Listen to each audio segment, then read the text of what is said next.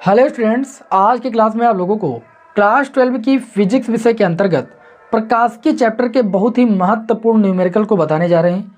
तो सभी विद्यार्थी वीडियो को अंत तक देखेंगे, ठीक है, क्योंकि आप सभी को बहुत ज़्यादा मज़ा आने वाला है इस क्लास में। आप सभी लोगों को लगातार कमेंट भी आ रहा था कि सर क्या न्यूमेरिकल क्लासें हम नहीं प्रोवाइड करेंगे, तो ऐसा नहीं है, आपको हम न्यूमेरिकल की क्लासें भी पूरी प्रोवाइड कर देंगे। आप क्यों टेंशन ले रहे हो, मैथ की क्लासें मैंने आपको पूरी दे ही दी हैं और मैं फिजिक्स की क्लासें जो आपकी रहेंगी उनको मैं प्रोवाइड कर रहा हूँ। गले में थोड़ा खिचखिच थी, इस वजह से सामने बोल नहीं पा रहा था, तो इस वजह से मैंने आपको क्लासें 2 दिन नहीं दी। आप इसकी टेंशन मत लीजिए, क्लासें आपको पूरी मिलेगी। तो चलिए भाई शुरू करते हैं आज की क्लास को। और आज की क्लास का पहला प्रश्न लेते हैं आप सभी के समक्ष। हम समय बिल्कुल लॉस नहीं करेंगे और हमें चूंकि एक दिन में 3 से 4 क्लासें देनी होती हैं, तो इस वजह से क्लास ज़्यादा लंबी नहीं रहेगी, लेकिन सारे महत्वपूर्ण प्रश्नों को आपको बताया जाएगा, ठीक है। आज की क्लास का पहला प्रश्न लेते हैं आप सभी के समक्ष। एक वस्तु से पर्दा 75 सेंटीमीटर की दूरी पर है। आप सभी को पता है कि जो प्रतिबिंब होता है वो पर्दे पर बनता है, तो जहाँ प्रतिबिंब बन रहा है और जहाँ पर वस्तु है, इसके बीच की जो दूरी है वो 75 सेंटीमीटर है। तभी तो पर्दा वस्तु से 75 सेंटीमीटर की दूरी पर है। मतलब आप कह सकते हो वस्तु की दूरी से यू से लिखते हैं और पर्दा जहाँ प्रतिबिंब बनता है उसकी स्थिति को वी से लिखते हैं। इनके बीच की जो दूरी है वो कितनी है भैया, 75 सेंटीमीटर है। ये आज की क्लास का पहला न्यूमेरिकल है। आगे बोला जा रहा है इनके बीच में 12 सेंटीमीटर फोकस दूरी वाले उत्तल लेंस को कहाँ पर रखा जाए। जो उत्तल लेंस है उसकी फोकस दूरी आपको दी गई है 12 सेंटीमीटर। उत्तल लेंस की फोकस दूरी आपकी होती है प्लस, किस लिए मैंने प्लस का यहाँ पर लिखा है। आगे बोला गया कि जिससे पर्दे पर वस्तु का वास्तविक प्रतिबिंब बन जाए, ठीक है, वस्तु का वास्तविक प्रतिबिंब बन जाए पर्दे पर।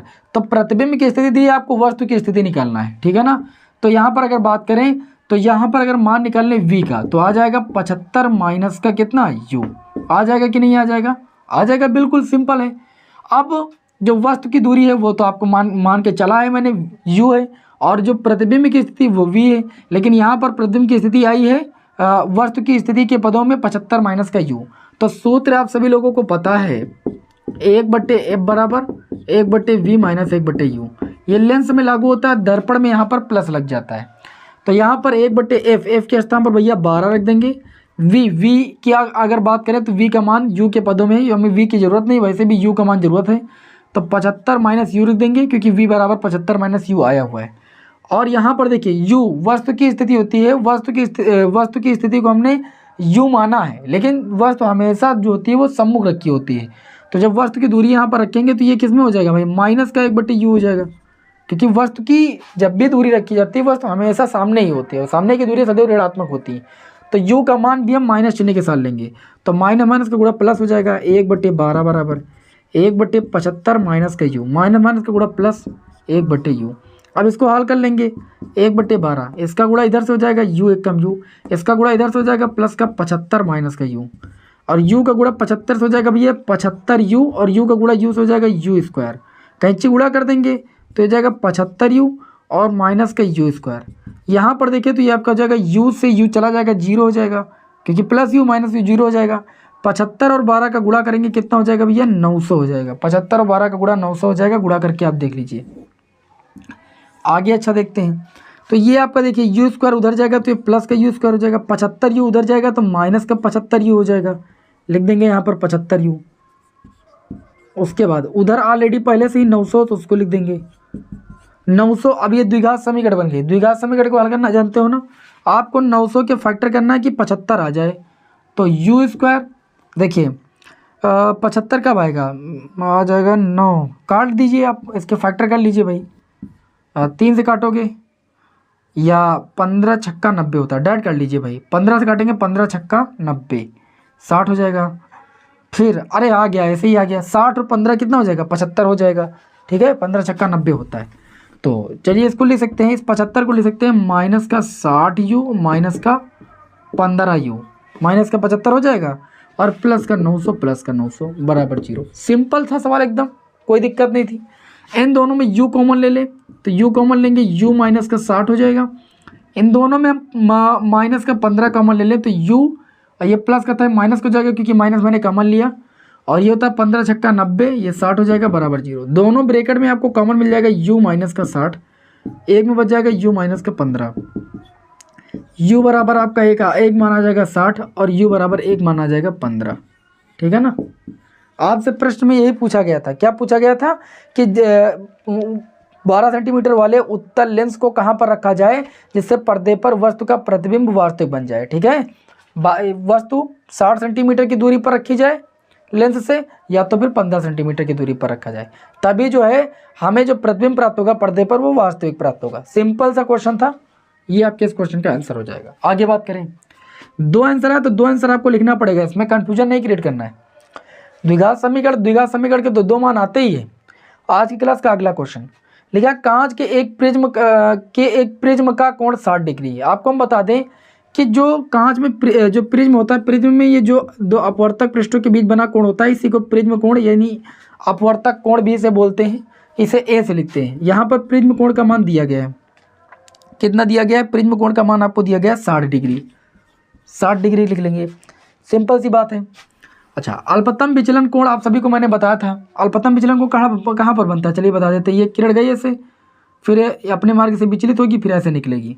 इसको आगे बढ़ाएंगे, इस किरण को आगे बढ़ाएंगे तो यहाँ पर जो कोण बनता है इसको बोलते हैं अल्पतम विचलन कोण, जिसे डेलेम बोलते हैं। तो यहाँ पर क्वेश्चन में डेलेम भी दिया गया होगा और प्रिज्म के अपवर्तनांक का सूत्र सभी को पता होगा। ये क्वेश्चन आता है एग्जाम में अक्सर। तो बोला गया है कि कांच के प्रिज्म का जो कांच के एक प्रिज्म का कोण जो है 60 डिग्री है। अल्पतम विचलन कोण को मैंने बताया डेलेम से लिखते हैं, डेल से भी लिखते हैं, वो आपको दिया गया 30 डिग्री। साथ ही में बोला गया है कि कांच का अपवर्तनांक ज्ञात कीजिए, यानी एन का मान आपको ज्ञात करना है।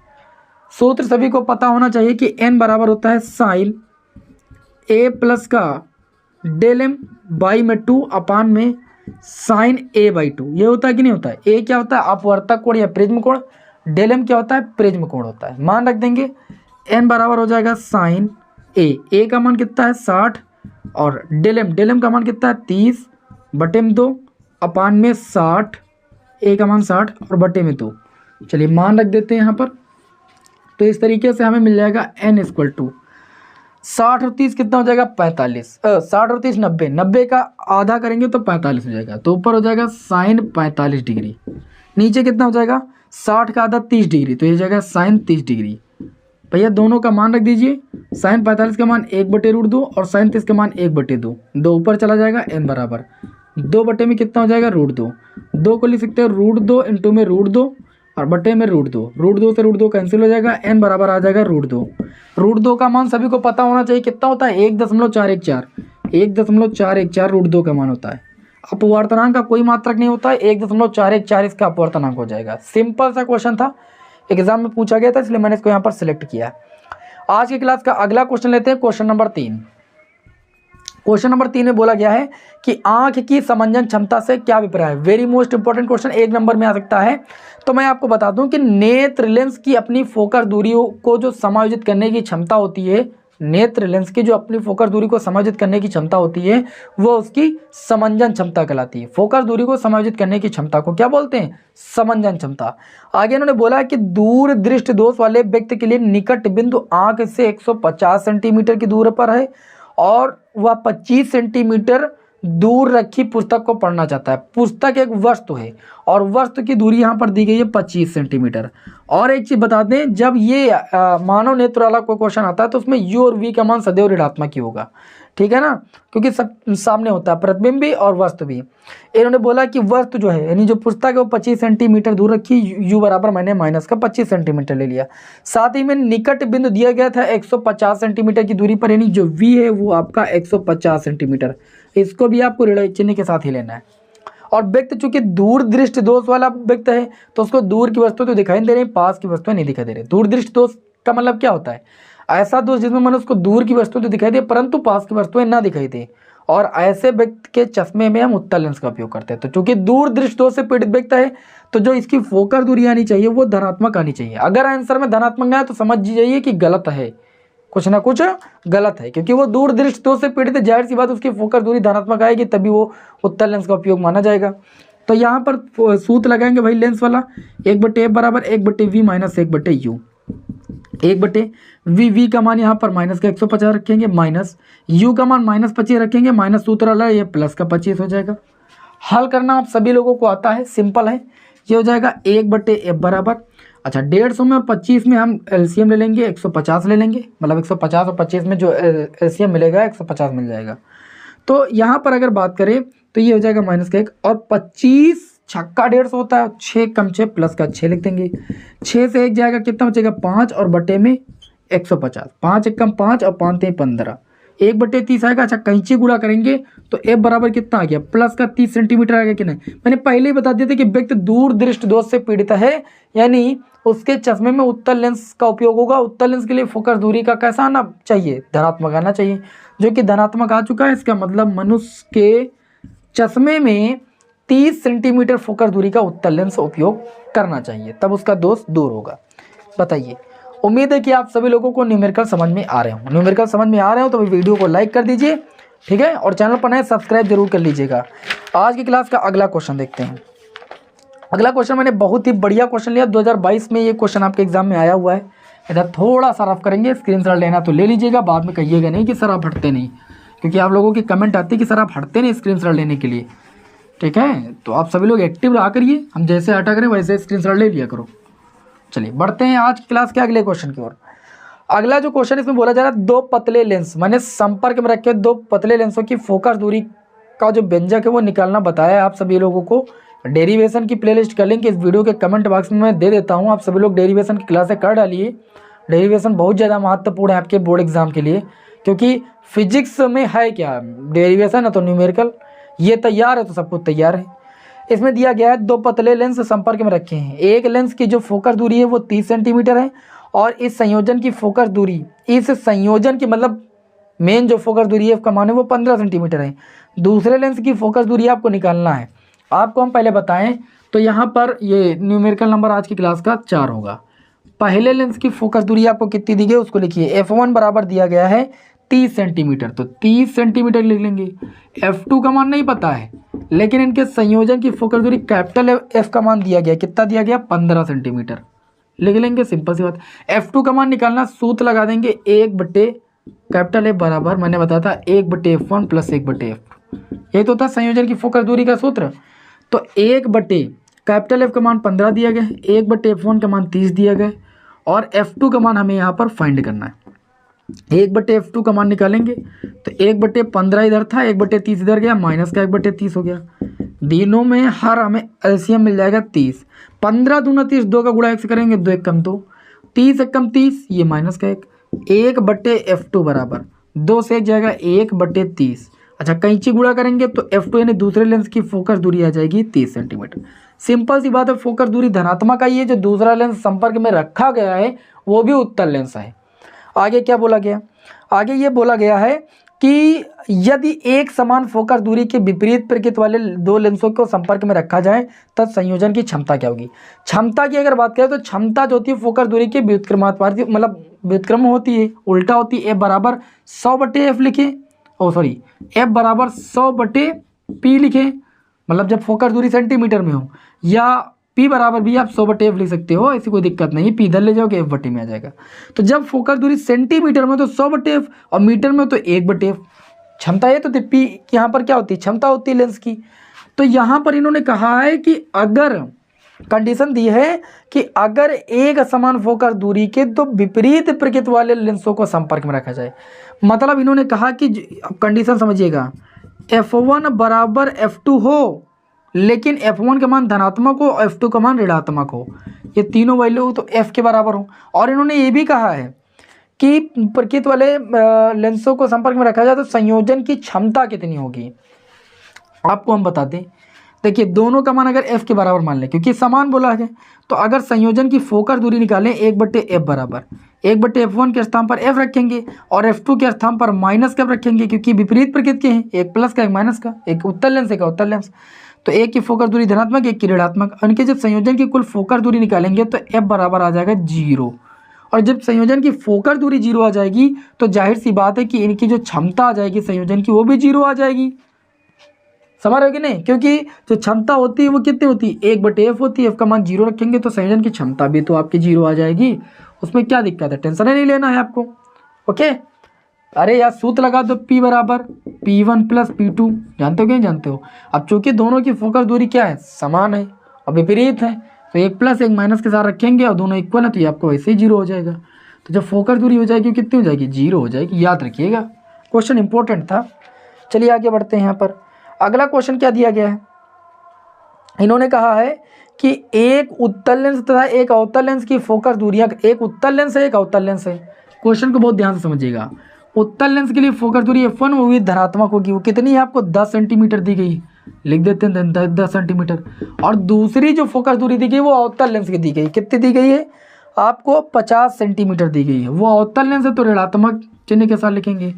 आगे क्या बोला गया है, इस युग्म से 25 सेंटीमीटर की दूरी पर वस्तु रखी गई है, यानी वस्तु रखी गई u बराबर आपको दिया गया -25 सेंटीमीटर। ओके, आगे क्या दिया गया है, वस्तु के प्रतिबिंब की स्थिति ज्ञात कीजिए, यानी आपको v का मान निकालना है। आप v का मान तभी निकाल सकते हो जब इन दोनों लेंसों की संयुक्त फोकस दूरी पता हो। तो संयुक्त फोकस दूरी पहले निकालेंगे, 1/f बराबर 1/f1 प्लस 1/f2, 1/F बराबर 1/F1 की बात करें तो 10 है, 1/F2 की बात करें तो -50 है। इसको हल करेंगे, 1/F बराबर एलसीएम ले लेंगे 50, ठीक है, 10 × 50 5 हो जाएगा, 5 एकम 5, 50 एकम 50 ये 1 हो जाएगा, ये तो हो जाएगा 4/50। कैंची गुणा करेंगे तो F बराबर आ जाएगा 50/4 सेंटीमीटर। संयोजन की फोकस दूरी इतनी आ गई। U का मान पता है तो V का मान निकालना है। नाउ अब हम कौन सा सूत्र लगाएंगे, 1/F बराबर 1/V माइनस 1/U, क्योंकि दो चीज़ों का मान पता है, इसमें एक चीज़ का मान निकालना है। F का मान दिया गया है कितना भाई, 1/F का मान तो डायरेक्ट निकाला था 4/50, ऐसे रख दीजिए, यहाँ पर कोई दिक्कत है नहीं। 1/F का मान 4/50, 1/F का मान 4/50 रख दिया, बराबर 1/V का मान हमें निकालना है।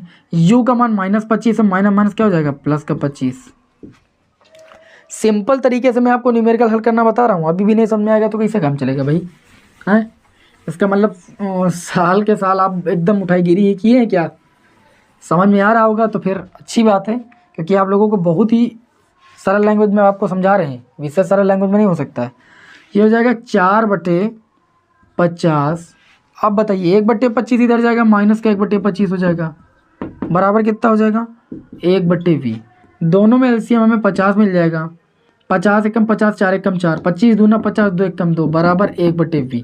अगर आप ऐसे ना कैलकुलेट कर पाओ तो इधर उधर कैंची गुणा करके भी कैलकुलेशन कर सकते हो, इसमें कोई दिक्कत नहीं है।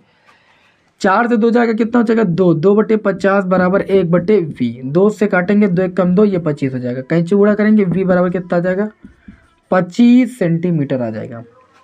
आपसे यही पूछा गया था प्रश्न में कि क्या पूछा गया था, देखते हैं एक बार। वस्तु के प्रतिबिंब की स्थिति यानी V बराबर हो जाएगा 25 सेंटीमीटर, ठीक है ना? बताइए बात समझ में आई कि नहीं समझ में आई? ओके, चलिए आज की क्लास का अगला बहुत ही महत्वपूर्ण प्रश्न लेते हैं आप सभी लोगों के समक्ष, ठीक है ना? बहुत ही बढ़िया और प्यारा क्वेश्चन आप लोगों के समक्ष लेने जा रहे हैं, तो चलिए भाई देखते हैं। आज की क्लास का अगला क्वेश्चन है कि एक उत्तल लेंस तथा अवतल लेंस की क्षमता दी गई है भैया।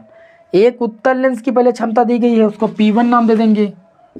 P1 बराबर कितनी दी गई है आपको 10 डायोप्टर दी गई है, क्षमता का मात्रक डायोप्टर। और दूसरे लेंस की क्षमता आपको दी गई, कितनी दी गई 2 डायोप्टर, तो यहाँ पर लिख देंगे 2 डायोप्टर। लेकिन दूसरा जो लेंस है वो अवतल लेंस है, अवतल लेंस की फोकस दूरी क्षमता दोनों ऋणात्मक होती है, तो ऋण चिन्ह लगा देंगे। आगे क्या दिया गया है, आगे ये दिया गया है कि संपर्क में रखे दोनों लेंसों से 25 सेंटीमीटर की दूरी पर, संपर्क में रखे दोनों लेंसों से 25 सेंटीमीटर की दूरी पर, अब मेरी बात को समझिएगा, रखे वस्तु के प्रतिबिंब के, मतलब जो वस्तु रखी है वो 25 सेंटीमीटर की दूरी पर रखी है, यानी U बराबर आपको दिया गया -25। वस्तु की दूरी सदैव ऋणात्मक होती है। आगे दिया गया है कि प्रतिबिंब की स्थिति ज्ञात कीजिए, यानी आपको V का मान निकालना है। युग्म लेंस की प्रकृति क्या होगी, लेंस की प्रकृति क्या होगी ये भी निकालना है। तो सबसे पहले इन दोनों की संयुक्त क्षमता निकाल लीजिए, P बराबर P1 प्लस P2 वाले सूत्र से। तो P बराबर ये आता कहाँ, वही संयुक्त फोकस दूरी वाले से तो आता है। इसको P1 लिख सकते हो, इसको P2 लिख सकते हो, इसको P लिख सकते हो, ठीक। P1 का मान कितना दिया गया 10 और P2 का मान -2, ये 8 डायोप्टर आ जाएगा। अब यहाँ से आप निकाल सकते हो भैया फोकस दूरी। तो फोकस दूरी का सूत्र होता है 100/P, या P बराबर 100/F, ठीक। तो यहाँ पर P का मान दिया गया, देखिए यहाँ पर जो फोकस दूरी आएगी सेंटीमीटर में, मीटर में लागो तो 1/P लगाओगे, तो 100 ये हमने सेंटीमीटर में से ले रहा क्योंकि U का मान सेंटीमीटर में दिएगा। P का मान आया है 8, तो 8 लिख देंगे। इसको हल करेंगे 8 × 10 = 80, ये पूरा 12 बार जाएगा, है ना, 12 दशमलव कितना आएगा, 8 × 12.5 सेंटीमीटर आ जाएगा फोकस दूरी। आपको यू का मान दिया गया, हो गया, और एफ का मान हो गया, निकालना वी का मान। तो सूत्र लगा देंगे 9, सूत्र पता है ना, 1/f बराबर 1/v माइनस का 1/u। हमको v का मान चाहिए, तो हम क्या करेंगे, v को 1/v को रोक लेंगे, इसको उधर भेज देंगे। तो 1/v रोक लिया उधर, 1/u इधर गया, तो ये हो जाएगा 1/f प्लस 1/u। 1/f का मान कितना है, 12.5 प्लस 1/u का मान कितना है, u का मान -25 है कि नहीं, -25। तो यहाँ रख देंगे भैया -25। सिंपल सा क्वेश्चन था। 1/v बराबर, ये पॉइंट हटाएंगे, 1 0 पर बढ़ जाएगा। अच्छा, एलसीएम कितना मिल जाएगा, 125। अब देखिए ये अगर हम बात करें, एलसीएम 125 मिल जाएगा, 125 से कम 125 होता तो ये 10 रहेगा, और 25 पंचे की बात करें तब जाके 125 होता। 5 का गुणा 1 से करेंगे तो ये हो जाएगा 5, 10 से 5 गया 5, और बट्टे में 125 काटेंगे तो यह जाएगा 1/25। कैंची गुणा करने पर v बराबर आपका आ जाएगा 25 सेंटीमीटर। इन्होंने ये चीज़ कहा था कि प्रतिबिंब की स्थिति ज्ञात कीजिए। क्या पूछा गया था कि प्रतिबिंब की स्थिति ज्ञात कीजिए, तो प्रतिबिंब बनेगा आपका 25 सेंटीमीटर की दूरी पर, ओके, लेंस से। सिंपल सा क्वेश्चन था। आज की क्लास का अगला क्वेश्चन देखेंगे। देखिए लेकिन यहाँ पर v का मान पॉजिटिव है, इसका मतलब लेंस के दूसरी ओर बनेगा, ठीक है। सामने बनता अगर लेंस के तो नेगेटिव आता भाई, सामने दूरियां ऋणात्मक होती हैं। चिन्ह प्रॉपर्टी जानते ही हो आप, एक्स अक्ष की दिशा में पड़ती तो आपकी ऋणात्मक मान आता। अगला क्वेश्चन देखते हैं। एक वस्तु का प्रतिबिंब वस्तु से 40 सेंटीमीटर की दूरी पर बनता है, जबकि एक लेंस को इसके ठीक बीच में रखा जाता है। एक वस्तु का जो प्रतिबिंब है वस्तु से 40 सेंटीमीटर की दूरी पर बनता है, दोनों के बीच की दूरी 40 सेंटीमीटर है, वस्तु और प्रतिबिंब की। इन्होंने कहा जबकि एक लेंस को इनके ठीक बीच में रखा जाता है। अगर लेंस को ठीक बीच में रखा जाता है तो लेंस से वस्तु की दूरी जो हो जाएगी वो 20 हो जाएगी, और लेंस से प्रतिबिंब की दूरी भी 20 हो जाएगी, क्योंकि हम जो भी u और v का मान लेते हैं वो लेंस से लेते हैं। इन्होंने कहा लेंस की क्षमता क्या होगी, क्षमता तभी पता चल पाएगी जब हमें फोकस दूरी पता होगी। तो सिंपल से देखिए, थोड़ा सा कॉमन सेंस लगाना है इस सवाल में बस, नहीं ये क्वेश्चन कठिन भी हो जाएगा, और कॉमन सेंस लगा ले जाओगे तो ये क्वेश्चन आसान भी हो जाएगा। इन्होंने कहा कि जो एक वस्तु का प्रतिबिंब है वस्तु से 40 सेंटीमीटर की दूरी पर बनता है, मतलब प्रतिबिंब और वस्तु के बीच की दूरी 40 सेंटीमीटर। और जो यहाँ पर हम लेंस रखते हैं, जो लेंस रखते हैं उनके ठीक बीच में रखते हैं, मतलब जो वस्तु की दूरी है वो आपकी आ जाती है 20 सेंटीमीटर। लेंस से वस्तु की दूरी 20, वस्तु की दूरी को सदैव ऋणात्मक रखेंगे। लेंस की दूसरी ओर प्रतिबिंब हो गया तो v का मान कितना हो जाएगा, प्लस का 20, क्योंकि बीच में लेंस रख दिया गया। आगे बोला गया कि क्षमता ज्ञात कीजिए, तो क्षमता ज्ञात करने के लिए पहले फोकस दूरी चाहिए, क्योंकि फोकस दूरी क्षमता पर निर्भर करती है। अब लगा देंगे यहाँ पर सूत्र 1/f बराबर 1/v माइनस 1/u। सूत्र जानते हो कि नहीं जानते हो, 1/f बराबर 1/v, v का मान 20, u का मान -20, माइनस क्या हो जाएगा, प्लस का 20। एक हर ले लेंगे 20, एक एक कितना हो जाएगा, 2 से 20 को काटेंगे 10 हो जाएगा। कैंची गुणा करने पर f बराबर कितना आ जाएगा, 10 सेंटीमीटर। फोकस दूरी धनात्मक आई, सीधी सी बात उत्तर लेंस होगा। अब क्षमता चाहिए, तो क्षमता बराबर क्या होता है, 100/f। अगर फोकस दूरी सेंटीमीटर में है तो 100/f, तो ये जाएगा 100, और बटे में f की बात करें तो 10, काटेंगे कितना आ जाएगा, 10 डायोप्टर। क्षमता कितनी आ जाएगी, 10 डायोप्टर आ जाएगी, धनात्मक आएगी क्योंकि उत्तल लेंस है। उत्तल लेंस की जो क्षमता होती है वो भी आपकी धनात्मक होती है। एक क्वेश्चन देखिए मैंने आपके समक्ष प्रिज्म वाला लिया है, अभी इसमें क्या और क्वेश्चन करा देंगे, आप टेंशन मत लीजिए, ठीक है ना। हाँ चलिए देखते हैं आज की क्लास के हमारा लास्ट प्रश्न होगा जो कि प्रिज्म चैप्टर से लिया गया है। इसको ध्यान से समझिएगा, इंपॉर्टेंट क्वेश्चन है, एग्जाम में आता अक्सर जरूर है ऐसा क्वेश्चन। और इस चैप्टर के और ज़्यादा न्यूमेरिकल करा देंगे, आप क्यों टेंशन ले रहे हो, है ना। थोड़ा तबीयत अस्वस्थ है इसलिए छोटी सी क्लासें बना पाता हूँ, और भी क्लासें देनी रहती, हिंदी का पेपर होने वाला है उसकी भी क्लासें दे रहा हूँ। चलिए आज की क्लास का अगला प्रश्न देखते हैं, और ये क्लास का लास्ट क्वेश्चन होगा। इसमें बोला गया है कि 60 डिग्री अपवर्तक कोण को मैंने अभी बताया ए से लिखते हैं। ए का मान आपको दिया गया 60 डिग्री, बिना सोचे समझे लिखिए। वाले प्रिज्म का पीले प्रकाश के लिए अपवर्तनांक, चाहे जिस भी प्रकाश के लिए किसी भी रंग के लिए अपवर्तनांक को एन से लिखते हैं, वो √2 दिया गया। अल्पतम विचलन की स्थिति में इन्होंने बोला अल्पतम विचलन की स्थिति में ज्ञात कीजिए नंबर 1 अल्पतम विचलन कोण निकालिए। सबसे पहले ऑप्शन में आपको निकालना है डेल m का मान। सूत्र जानते हो, n बराबर होता है साइन a प्लस का डेल m/2 अपान में साइन a/2। n का मान √2 दिया गया है, साइन ए का मान 60 डिग्री प्लस का डेल एम बाई 2 अपान में साइन ए बाई 2 मतलब 60/2 यानी 30 डिग्री। तो ये हो जाएगा √2 और गुड़े में साइन 30 आएगा और साइन 30 का मान 1/2 होता है, 1/2 लिख दिया, बराबर हो जाएगा साइन 60 प्लस का डेल एम बाई 2। बहुत ध्यान से देखिएगा, यहाँ पर इसको हल करेंगे। देखिए √2 से ये इसको काटेंगे तो √2 बचेगा, क्योंकि 2 को √2 इंटू √2 लिख सकते हैं। अब 1/√2 होता है साइन 45 डिग्री का मान, ये आप नहीं रखोगे तो वैल्यू नहीं निकाल पाओगे। ये हो जाएगा साइन 45 प्लस का डेल एम, कक्षा 10 में पढ़े होंगे, साइन 45 का मान 1/√2 होता है। अब साइन से साइन दोनों पक्षों में हट जाएगा, सिंपल सी बात है। तो ये बचेगा 45 बराबर 60 प्लस का कितना हो जाएगा, डेल एम हो जाएगा बटे में 2।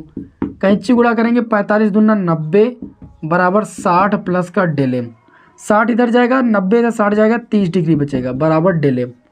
अल्पतम विचलन कोण जो आएगा वो 30 डिग्री आएगा, पहले ऑप्शन में पूछा गया था। दूसरे ऑप्शन में ये पूछा गया है कि आपतन कोण क्या होगा। दूसरे ऑप्शन में आपतन कोण पूछा गया है, आपतन कोण, आपतन कोण को आई से लिखते हैं, वो पूछा गया कितना होगा।